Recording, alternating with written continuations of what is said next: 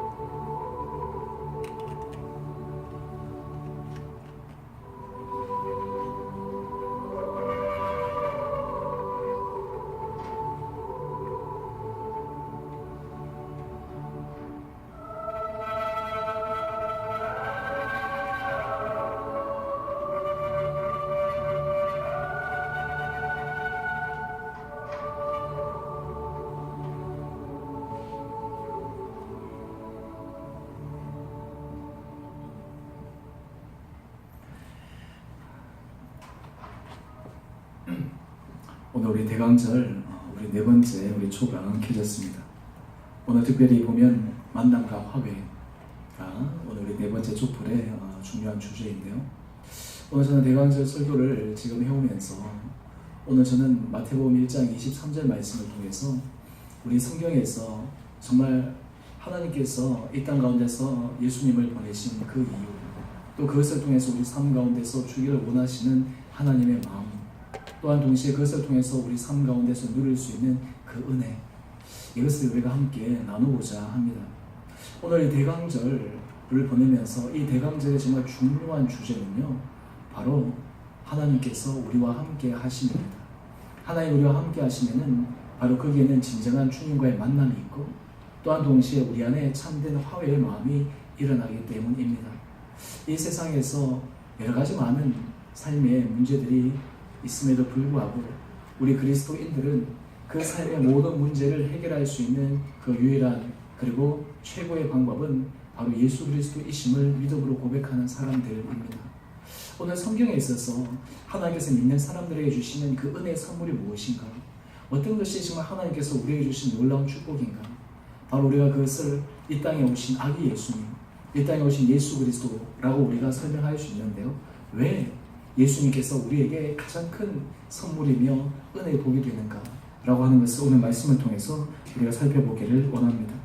오늘 지금 천사를 통해서 아기 예수님의 탄생을 고지하며 그 아기 예수님의 이름을 임마누엘이라고 우리에게 알려줍니다. 원래 이 말씀은 이사야서에서 인용된 말씀인데요. 오늘 이 임마누엘의 그 뜻을 마태복음에서 이어서 설명합니다. 마태복음 1장 23절 하반절의 말씀인데요. 하나님이 우리와 함께 계시다. 임마누엘의 뜻은 하나님이 우리와 함께 계시는 것입니다. 여러분, 이 인생에 있어서 어떤 사람이 참 가장 복된 사람일까요? 어떤 사람이 인생에 있어서 믿음으로 승리하는 사람이겠습니까? 그것을 우리가 한마디로 요약한다면 하나님이 함께 하시는 사람입니다. 오늘 사실은 예수님께서 이 땅에 오신 가장 큰 이유는 우리와 함께 하시기 위함입니다. 사람은 관계의 존재입니다. 사람은 만남의 존재입니다. 사람은 혼자서 살아갈 수가 없습니다. 혼자서 자존할 수가 없습니다. 특별히 우리 믿는 사람은 하나님과 관계 속에서만 우리의 영적인 삶에 소망을 부여할 수가 있습니다. 오늘 주님께서 우리와 함께 하실 때, 주님께서 우리의 삶을 함께 동행하실 때 우리 삶에는 놀라운 믿음의 결과들이 일어납니다. 저는 오늘 그래서 이 대강절 네 번째 주일 임마누엘의 능력이라는 제목으로 여러분과 함께 말씀의 은혜를 나누고자 합니다. 이 대강절이 되면요, 이 절기 설교를 하면 참 이 본문들이 제한적으로 정해져 있고 여러 가지 이 많은 말씀들 여러분들 들을 텐데요. 저는 특별히 임마누엘의 능력이라는 이것을 통해서 왜 하나님께서 이 아기 예수님을 임마누엘, 하나님 우리와 함께 하신다라고 하는 이 말씀으로 우리에게 주셨는가, 이 말의 의미에는 어떤 능력이 담겨 있는가 라고 하는 것을 우리가 함께 살펴보기를 원합니다. 오늘 임마누엘, 하나님이 우리와 함께 하실 때 하나님께서 우리에게 주시는 놀라운 은혜의 선물이 있습니다. 그것은 우리의 내적 두려움을 극복하게 하십니다. 인도에 내려오는 전설 중에 이런 이야기가 있습니다. 한 생쥐가 있습니다. 이 생쥐가 고양이가 너무 무서워가지고 마술사를 찾아갑니다. 그리고 마술사에게 얘기하기를, 마술사님, 저는 고양이가 너무 무섭습니다. 이것을 극복하는 방법은 제가 고양이가 될 수 있도록 해주십시오 라고 요청을 합니다. 그랬더니 이 마술사가 빙그레 웃으며 알겠다 라고 얘기하고는 이 생쥐를 고양이로 바꾸어 주었습니다. 근데 그 다음 날이었어요. 또 고양이로 바뀐 이 생쥐가 또 마술사를 찾아옵니다. 마술사님, 제가 고양이가 되어 나오고 보니까요, 이제는 개가 그렇게 무서울 수가 없어요. 저를 개로 바꿔주세요 라고 얘기를 하는 거예요. 그래, 알겠다, 이번엔 개로 바꿔줄게. 그것으로 끝날 줄 알았더니 그 다음날 또 찾아옵니다. 마술사님, 제가 개가 되어 보니까요, 이번에는 사자가 그렇게 무서울 수가 없어요. 저를 사자로 바꿔주세요. 그랬더니 마술사가 또 빙그레 웃으면서 알겠다, 내가 사자로 바꿔줄게. 그것으로 끝일 줄 알았는데 그 다음날 또 이 사자로 바뀐 생쥐가 찾아와서 간청을 합니다. 제가 사자가 되고 나면 두려움이 다 사라질 줄 알았는데요, 제가 이 사자가 되어 나서 보니까 사냥꾼이 그렇게 무서울 수가 없어요. 저를 사냥꾼으로 바꿔주세요. 이 말을 들은 마술사가 빙그레 웃으면서 얘기합니다.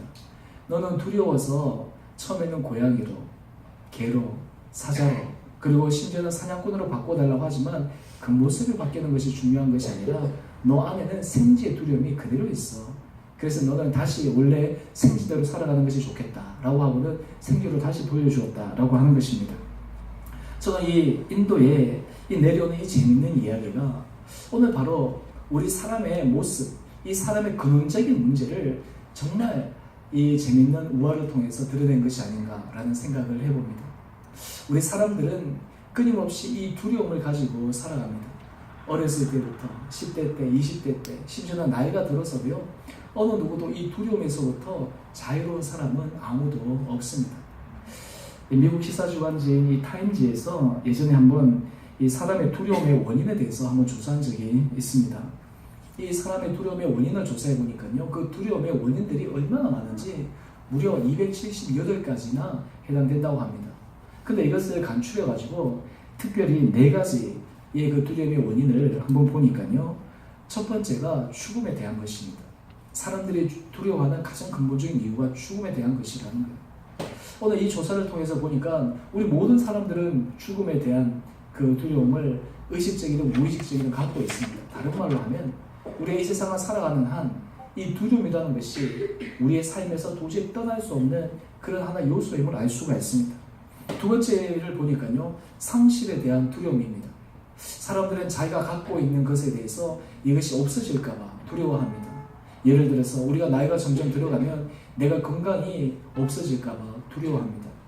우리가 물질적인 부분에 있어서 이 물질이 혹시나 없어질까 봐, 그것이 손실이 일어날까 봐 두려워합니다. 우리가 사람과의 관계 속에서 살아가는데 이 관계가 어느 순간에가 문제가 생길까 봐 두려워하기도 합니다. 이 상실에 대한 두려움이 또 우리 마음 가운데 깊게 내재가 되어 있습니다. 뿐만 아닙니다.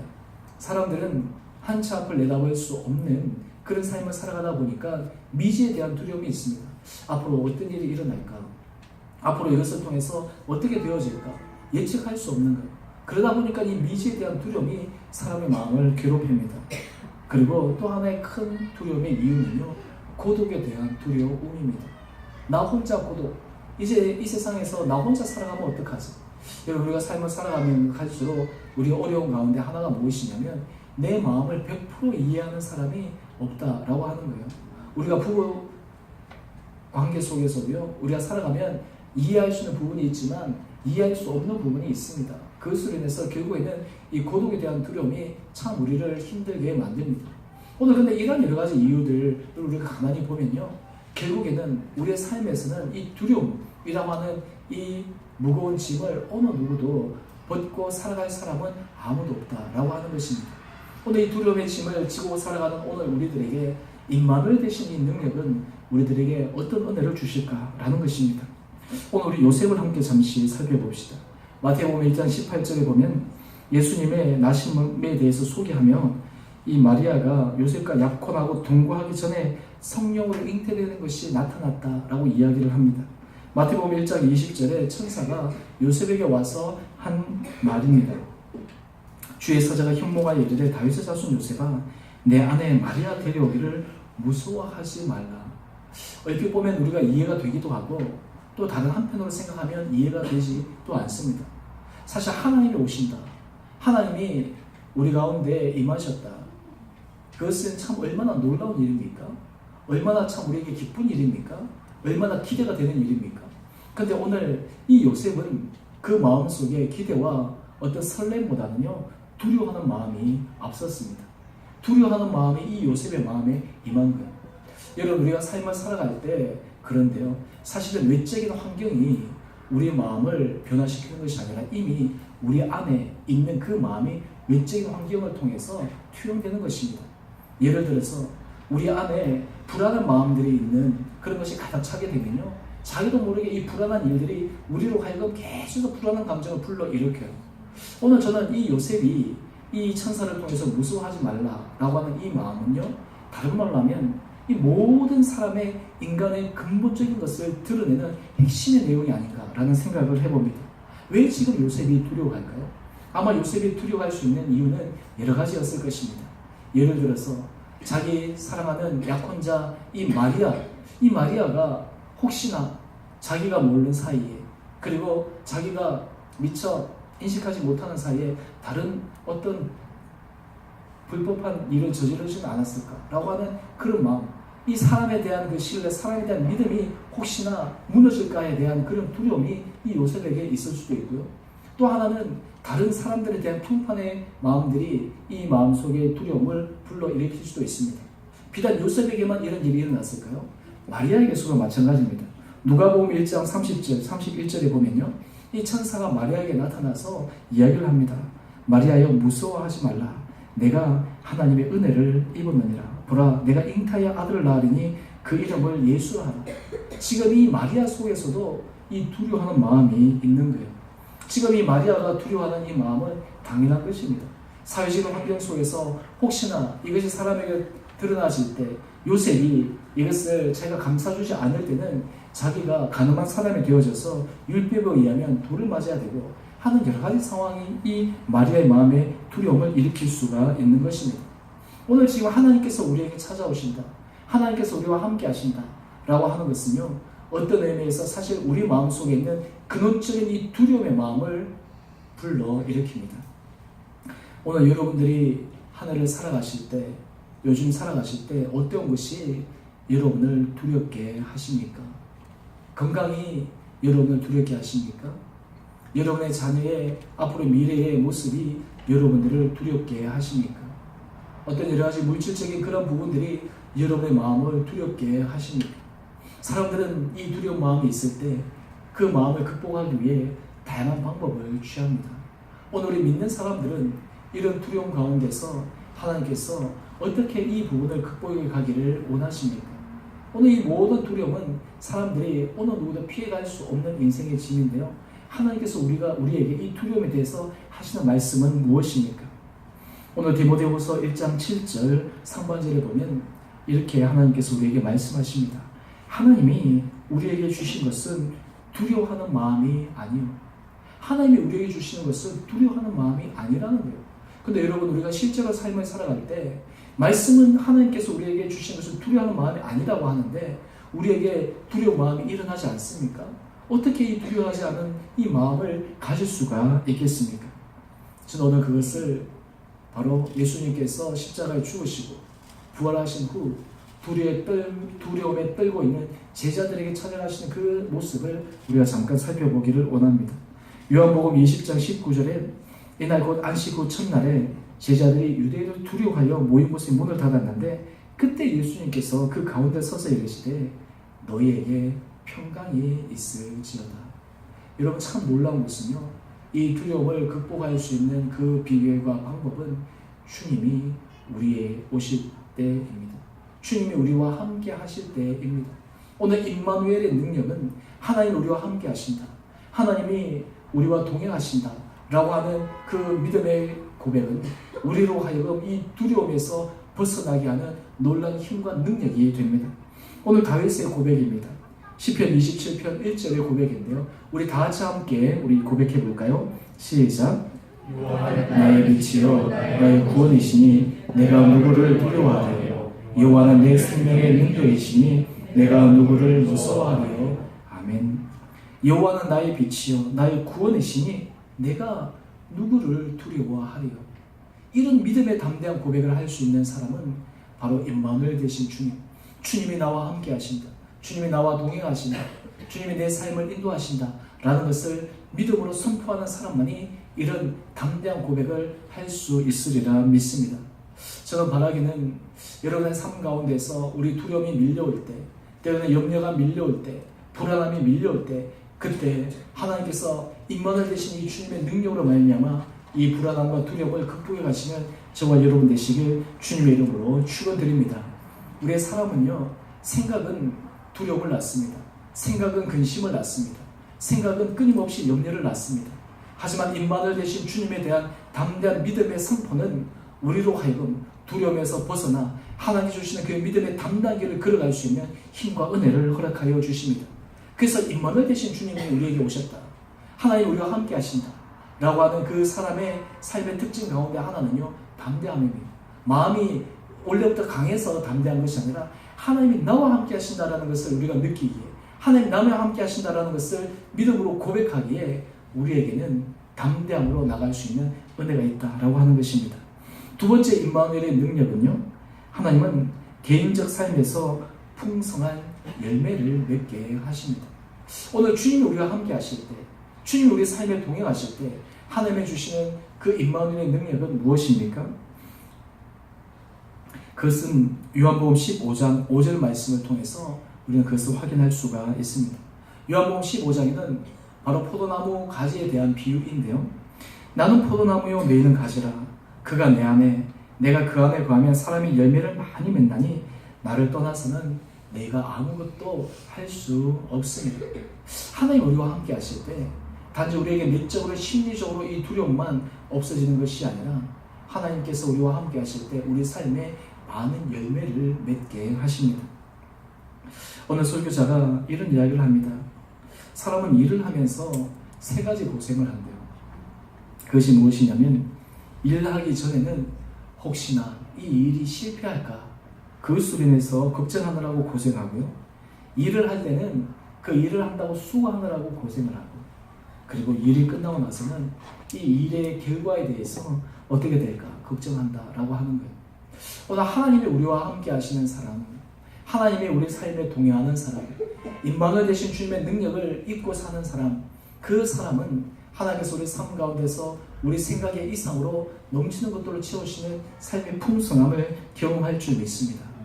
구약에 보면 예수님의 예표로서 등장하는 두 명의 인물이 있습니다. 첫 번째 사람은요, 요셉이라는 사람이고요, 두 번째는 다윗이라는 사람입니다. 이 요셉과 다윗의 삶을 가만히 보면 그의 삶에는 하나님의 놀라운 풍성한 삶, 풍성한 열매를 맺는 것을 우리들에게 보여줍니다. 요셉은 그가 애굽에 팔려갔을 때 그냥 종의 신분에서, 심지어는 피의자의 신분에서, 감옥의 죄수의 신분에서 이락 애굽의 총리가 되는 그런 놀라운 은혜를 경험을 했습니다. 다윗은 이세의 말째 아들로 태어나서 이름 없는 무명의 목동이었는데 하나님께서 그를 지명하여 부르셔서 그가 이스라엘의 두 번째 왕이 되고 그리고 그가 유대 왕조의 다윗 왕조를 이루는 시조가 되었습니다. 그래서 이 하나님께서 이스라엘 백성들을 은혜를 주실 때 내가 다윗을 기억해서 내가 다윗 때문에 이스라엘 백성들에게 많은 은혜를 베푸신 것을 우리는 압니다. 근데 오늘 이 두 사람 요셉과 다윗이 어떻게 이런 삶의 풍성한 은혜를 받아 누릴 수 있었느냐, 그 비결을 어디서 우리는 확인할 수 있느냐, 오늘 두 절의 말씀을 통해서 확인할 수가 있는데요. 창세기 39장 2절 상반절을 보면 요셉이 그의 삶의 형통한 삶을 누릴 수 있었던 그 이유는 여호와께서 요셉과 함께 하심으로, 다른 말로 하면 임마누엘 되신 주님으로 말미암아 이 요셉이 그의 삶의 형통함을 경험을 했습니다. 또한 다윗입니다. 사무엘하 5장 10절을 보면 이 다윗의 인생을 쭉 돌이켜보며 그가 이제 이스라엘의 왕위에 올라갔을 때의 고백인데요. 만군의 하나님 여호와께서 함께 계시니 다윗이 점점 강성하여 가니라. 여러분, 우리의 삶이 어떤 의미에서 어떻게 우리가 삶을 바라보느냐, 어떻게 우리의 삶을 우리가 갖고 있는 인생관을 갖고 있느냐에 따라서 우리의 삶의 여러 가지 열매들이 달라지는데요. 오늘 하나님이 함께하는 사람, 하나님의 그의 삶 가운데서 동행하는 사람, 하나님의 그에게 축복하는 사람, 그 사람의 삶은 오늘 이 다윗처럼 그의 인생이 가면 갈수록 점점 강성한 삶을 살아갑니다. 이런 하나님의 복음의 능력에는요, 놀라운 능력이 있습니다. 시간이 지나면 지날수록 그게는 하나님의 풍성한 은혜가 있습니다. 이것은 말씀에서 하나님께서 우리에게 주시는 약속일 뿐만 아니라 우리가 역사적으로도 함께 살펴보면 하나님의 놀라운 은혜를 알 수가 있습니다. 여러분, 예수님께서 이 땅에 오셔서 복음이 전해졌을 때 이 복음은 이스라엘, 그냥 그 변방의 조그마한 한 나라에서 전해진 복음이었어요. 어쩌면 이 복음은 이 세계에 얼마나 수많은 종교들이 있습니까? 수많은 사람들에게 진리의 가르침들이라고 사람들이 얘기하는 것이 있습니까? 어쩌면 이 2000년 전에 그 유대 땅에 전포된 그 복음의 능력, 그 하나님의 그 말씀이 그냥 유대 땅에 있는 그냥 변방의 말씀이 될 수도 있었어요. 그러나 하나님께서 이 말씀을 어떻게 사용하셨습니까? 하나님이 함께 하시는 사도를 통해서, 하나님께 함께하는 믿음의 사람들을 통해서 2000년이 지난 지금에는 정말 이 세계 역사 가운데서 하나님의 놀라운 복음의 역사들을 이루어 가시지 않습니까? 오늘 참 신기한 것은요, 하나님이 함께 하실 때 함께 하시는 그 결과는요, 하나님께서 삶의 풍성한 은혜의 결과들을 맺어 가신다라고 하는 것입니다. 여러분, 우리가 자녀를 키울 때도 마찬가지입니다. 저는 제 아들 은석이뿐만 아니라 우리 자녀들을 위해서 기도할 때요, 우리 자녀들이 이 땅 가운데서 풍성한 삶을 누릴 수 있는 놀라운 비결은 무엇이냐면 우리 자녀들이 하나님과 함께 할 수 있느냐, 임마누엘 되신 주님이 우리 자녀들의 삶 가운데 임하느냐. 우리 교회 공동체도 마찬가지입니다. 이 교회 공동체가 하나님의 은혜를 받을 수 있는 그 비결은 우리 공동체 안에 하나님이 임할 수 있느냐, 하나님이 거할 수 있느냐. 왜냐하면 하나님이 임하고 하나님이 거할 때 하나님께서 우리 삶을 풍성한 삶의 열매로 맺어갈 수 있는 은혜로 인도하시기 때문입니다.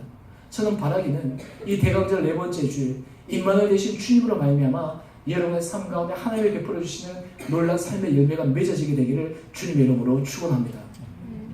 어떤 분들은 삶 가운데서 이미 삶의 열매가 맺어지는 부분도 있을 거고요. 어떤 분들은 그 삶의 열매가 더 풍성하게 맺어지기를 기다리고 있는 분들도 있을 것입니다. 오늘 중요한 것은요, 그것이 눈에 드러나기 전에 이미 하나님이 우리와 함께 하신다라고 하는 그 마음의 확신을 통해서 하나님께서 우리 삶 가운데서 이미 풍성한 삶의 열매를 인도하시는 것을 여러분들 믿음으로 고백하며 가기를 원합니다. 제가 아침에 눈을 뜨면 제가 늘 아침에 항상 먼저 하는 것이 있습니다. 항상 먼저 기도를 하는데요, 이 기도의 내용은 제가 예수 기도라는 것을 제가 여러분들에게 말씀을 드리고 가르쳐 드린 것이 있는데, 하나님 말을 주 예수 그리스도시여 나를 불쌍히 여기소서 라고 하는 기도입니다. 제가 이제 침대에서 이게 먼저 눈이 뜨잖아요. 어슴푸르하게 이게 잠이 깨잖아요. 근데 제일 먼저 제가 하나님 앞에 기도하는 것은, 하나님 저를 긍휼히 여겨 주십시오. 하나님 저를 불쌍히 여겨 주십시오.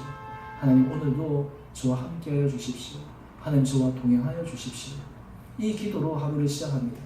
하루를 마감을 할 때도요, 하나님 오늘도 하나님께 함께 하신 주님, 오늘 여러 가지의 삶 가운데서 하나님의 은혜와 능력이 임하기를 원합니다. 앞으로 모든 인생의 미래를 주님 앞에 맡깁니다. 내 모든 염려와 근심을 걱정을 주님 앞에 맡깁니다. 주님께서 우리와 함께 하실 때 하나님께서 베풀으시는 그 은혜 열매를 경험하기를 원합니다. 오늘 사실은 우리가 열매를 맺기 전에 우리가 하나님 앞에 붙어 있기만 하면 하나님께서 우리 삶 가운데서 놀라운 믿음의 은혜를 허락하여 주실 줄 믿습니다. 저는 좋아하는 찬송가 가운데 438장 내 영혼의 은총이보 라고 하는 이 찬송가를 참 좋아합니다. 제가 기도할 때도 때론 이 가사를 고백하면서 기도할 때 하나님께서 참 마음의 은혜를 주세요. 이 찬양의 가사가 이러합니다. 내 영혼의 은총이보 중환제진 붓고보니 슬픔 많은 이 세상도 천국으로 화하도다. 3절은요. 높은 산이 거친 들이 초막이나 궁궐이나 내 주 예수 모신 곳이 그 어디나 하늘나라. 오늘 삶의 풍성한 은혜 열매를 맺기 전에 내 안에 예수님이 거하시는가? 하나님이 함께 하시는가? 우리 안에 이미 천국, 우리 안에 이미 하나님 주신 그 참된 평화가 우리 안에 임하게 되어지면요. 그 마음의 결과는 하나님의 풍성한 은혜의 열매입니다. 여러분 기도를 할 때 기도의 제목에 이것이 하나님께서 응답하시겠다, 하나님께서 이루어주시겠다 라고 하는 여러 가지 사인 가운데 중요한 사인은 무엇이냐면요. 마음의 평화예요. 오늘 두려움에 떨고 있던 제자들에게 예수님께서 찾아가셔서 두려워하지 마라. 내게 평강이 있을지어다 라고 주님께서 말씀하셨잖아요.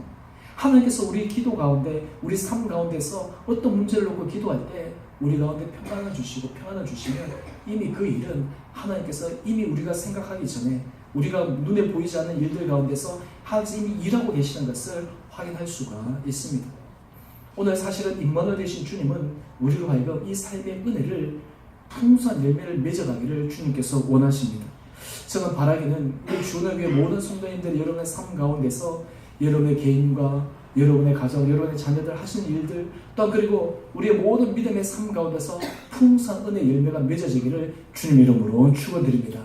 그 은혜의 믿음의 열매들을 통해서 우리 삶이 나는 정말 복받은 사람이다, 나는 정말 행복한 사람이다 라고 하는 그 믿음의 고백이 여러분들 가운데 있게 되기를 원합니다. 오늘 새벽에 제가 일어나서 이제 샤워하고 할 때 이 참 하나님 앞에 감사한 것은 참이 하나님 은혜 가운데서 있다라고 하는 것이 얼마나 놀라운가, 참 얼마나 감사한가 이런 믿음의 고백을 하잖아요. 그럼 하나님께서 마음 가운데 정말 세상에 줄 수 없는 그런 행복감을 우리에게 주세요. 이 삶의 풍성한 열매는요 바로 여기서부터 비롯됩니다. 오늘 바로 포도나무와 가지의 비유, 우리가 주님 앞에 붙어 있기만 하면 그 자연스러운 결과는 하나님께서 우리에게 베풀어 주시는 은혜의 열매입니다. 우리의 시선이 왜 열매가 빨리 맺히지 않지? 왜 열매가 빨리 우리에게 주어지지 않지? 이것으로 인해서 초조하거나 불안할 필요가 없이 우리가 하나님의 은혜, 하나님께서 우리 가운데 임하시는 그 능력만을 우리가 부여잡으면 하나님께서 우리의 삶을 믿음의 열매로 아름답게 인도하실 줄 믿습니다. 세 번째 임마누엘 능력이 있습니다. 그것은 주님께서 우리 가운데 임하게 되면요, 그 임하는 그 결과, 그 임하는 증거가 있어요. 그것이 무엇이냐면 우리로 하여금 사랑의 사람이 되게 하십니다. 하나님께서 우리와 함께 하신다라고 했을 때 우리의 생각과 우리의 마음이 사랑의 사람으로 자꾸 바뀌어져 갑니다. 오늘 요한복음 15장 10절에 주님께서 이렇게 말씀하십니다. 너희가 내 계명을 지키면 내 사랑 안에 거하리라 라고 예수님께서 말씀을 하세요. 도대체 예수님께서 우리에게 말씀하시는 이 계명이 무엇일까? 어떤 계명을 지키면 우리가 하나님께서 사랑하시는 그 사랑하는 사람이 될 수가 있을까? 죄송합니다. 우리 요한복음 15장 12절에 그 계명을 주님께서 이렇게 말씀하십니다. 내 계명은 곧 내가 너희를 사랑한 것 같이 너희도 서로 사랑하라 하는 이것입니다. 여러분, 하나님이 우리 안에 거하신다, 예수님이 우리 안에 거하신다 라고 하는 것은 이거는 엄청난 일이거든요.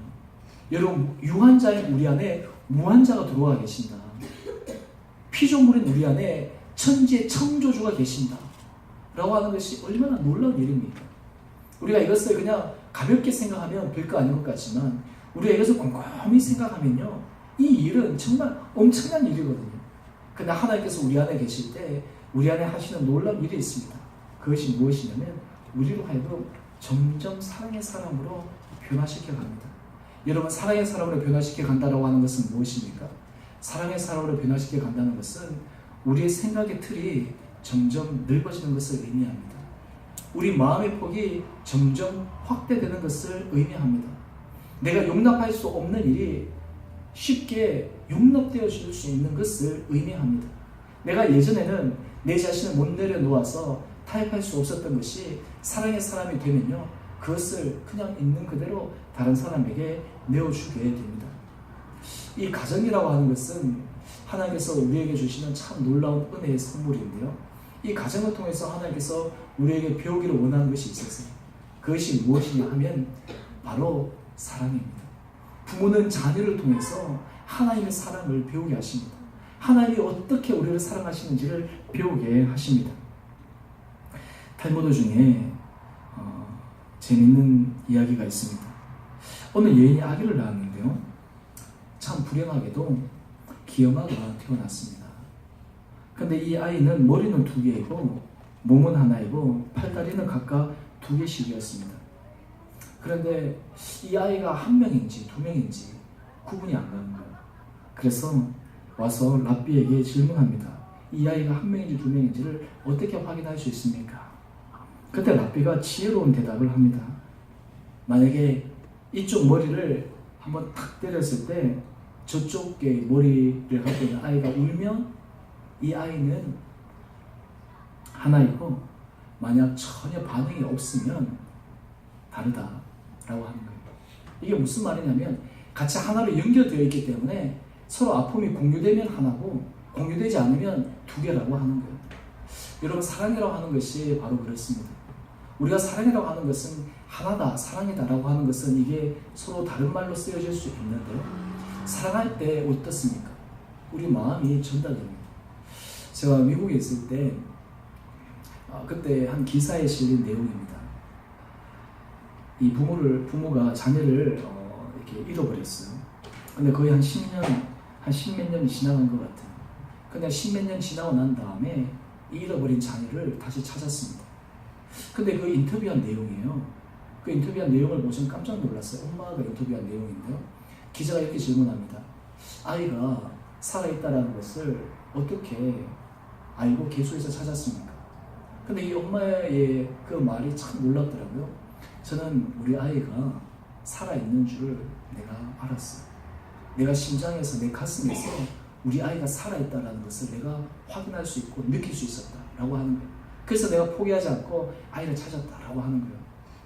여러분, 이 부모의 사랑이라고 하는 것이 참 이처럼 놀랍습니다. 특별히 이 엄마가 이 자녀들에 대해서 한마디로 해서 생명이 연결되어 있잖아요. 그러니까 이 자녀들이 이 엄마하고 연결되어 있는 거예요. 이 사랑이라고 하는 것은 그만큼 놀라운 것입니다. 하나님의 사랑이 그렇습니다. 하나님이 우리를 향하신 그 사랑의 마음이 정말 놀랍습니다. 여러분, 우리가 기억해야 될 것은요, 우리가 고통당하고 괴로워하고 힘들어할 때 우리보다 더 고통스러워하고 괴로워하시는 분 누구시냐? 하나님이시라는. 우리 삶 가운데서 힘들어하고 실패하며 주저앉아 있을 때 그때 고통하시는 분이 누구시냐? 하나님이세요. 이것을 우리가 깨닫게 되면요, 우리 삶에 놀라운 은혜를 입습니다.